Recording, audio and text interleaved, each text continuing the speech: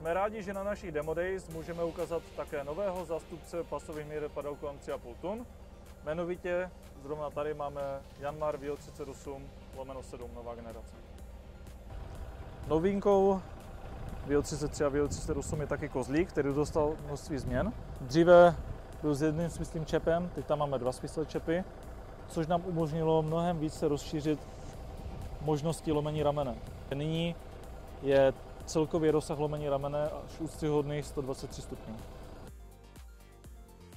Naše nová generace nabízí množství úprav oproti dobíhající modelové řadě. Z největších rozdílů bych viděl ten, že nyní máme možnost si v našem novém displeji uložit až 5 přednastavení průtoku různých příslušenství. Yanmar VO38 a nyní nově také plovoucí polohu radice ve standardu. Nechybí už ani kamera zadní, takže strojník vidí, co se děje za ním.